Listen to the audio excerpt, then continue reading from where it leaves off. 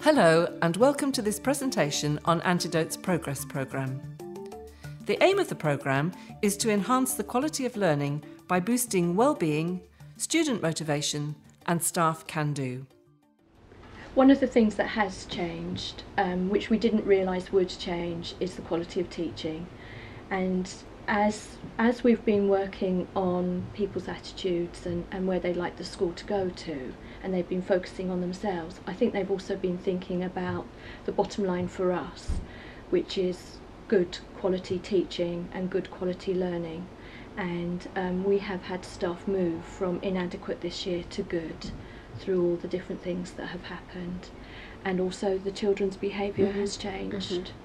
And now, for example, we had sports day and I didn't have to shout at anybody, didn't have to bawl anybody out. The children knew the expectations, they knew that we all wanted to have fun, and they knew what would happen if they misbehaved, but it was great. We had a lovely day. The first stage of the programme is to gather high-quality data about what people perceive to be happening in the school which might be having an impact on learning and well-being. This data is then used to engage staff and students in thinking creatively about how to make things even better. The programme recognises that school improvement strategies which emerge from well-informed conversations between staff and students will have a much bigger impact than those that have been brought in from outside. Because the data we collect incorporates everybody's account of their experience into a picture of the school as a whole, the conversations lead to strategies that have real buy-in and therefore an even more powerful impact. What Antidote allowed us to do was to actually assess the emotional climate accurately, to look at what the main concerns of staff and pupils were, and then to sort of create from that a very effective and realistic starting point in a very informed way, so that we knew exactly how to go forward, what things were important, and what things were the things that we needed to address in our action planning and in what we then planned as the next stages. The programme aims to ensure that the school is continually generating information about how to make teaching and learning even better. Our research shows that this happens when staff and students feel classy. Classy means capable, listened to, accepted, safe and included. Capable. They are surrounded by people who want them to do well. Listened to.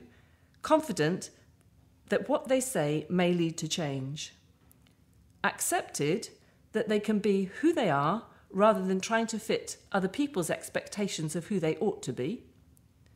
Safe enough to take risks in their learning and doing. And included, able to make distinctive contributions to their class and community.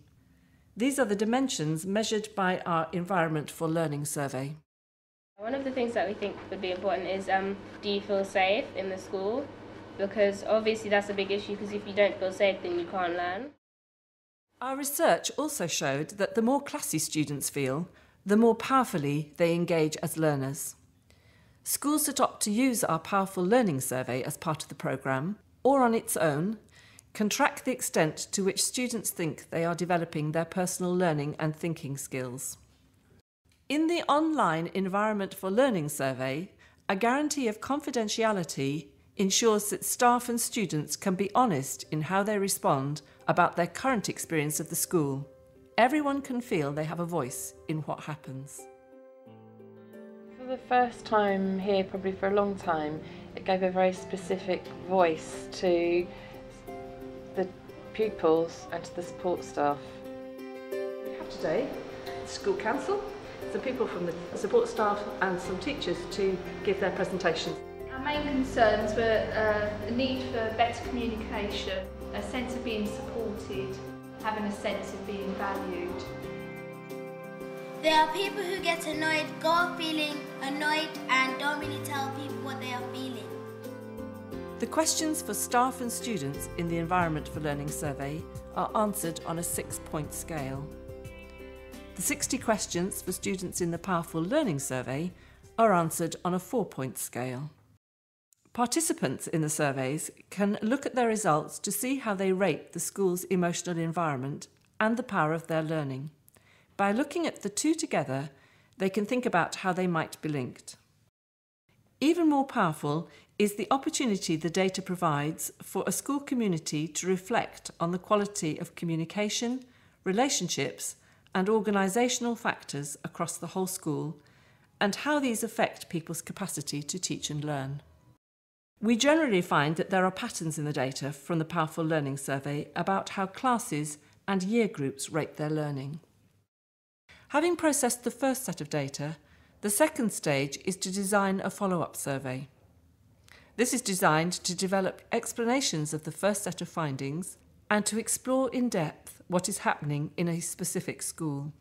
We invite people both to come up with their own account of the findings and to say how far they agree with some of the things other people have said. All the data collected is then shaped into a picture of staff and student dynamics within the school. People are often surprised to see how staff and student behaviours interact with and feed on each other. When the teachers get stressed, it makes the students feel stressed, and when the students get stressed, it makes the teachers get stressed. And it's just a vicious circle of stress. If you have PE or drama or dance, you get a bit weird, like, because you've just had an active lesson, so the next lesson that you go into, you're a bit jumpy around. It is the clarity of the picture evolved and the way it resonates with people as an explanation of their experience that stimulates staff and students to come up with strategies for making things even better. I was looking at what people said and there were really, really good suggestions. When we came for student voice meeting, I discussed it with all of us and we took it on, and then from that it went to staff and it happened. Anyone can volunteer to be a referee so they don't feel left out, and the referee has to have gone through training. Needs growth, and the referee comes from a different year group so they don't cheat. Class teachers to say few things about themselves in each assembly. A more chance to get to know teachers on trips. More relaxing tutor group meetings. First thing was to enable children to talk well with each other, and as you saw before, the children also said that without from what we've said being told to them, that's also what they feel they need to happen. The third stage of our programme convenes strategy groups to bring together everyone's ideas into one coherent strategy. They then feed this back to the whole school community. We provide various forms of support to help the school implement and integrate this strategy into their everyday practice.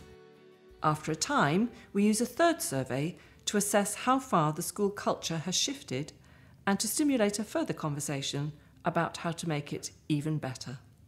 Our intensive engagement with the school continues over 2 terms, but we expect to continue the conversation with the school over several years, so as to ensure that the strategy developed becomes embedded and brings about real change. The Progress programme will help your school deliver a whole range of policy initiatives. More important than that, it will ensure that you can link the good work already being done in your school into an integrated strategy that will make teaching and learning even more enjoyable for everyone. It was someone who didn't know anything about our school. Yeah, we had the surveys, but she didn't know our opinions. So she came into school, she listened with both her ears, and she went, okay, well, with what you told me and the surveys that I have, this is what we could do. The voice that was presented today was the teacher voice, and that was something that we don't usually get.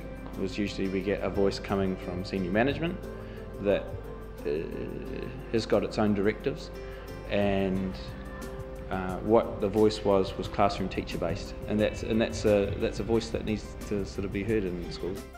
We might have gone off on tangents which were totally useless and missed out on areas which were very important.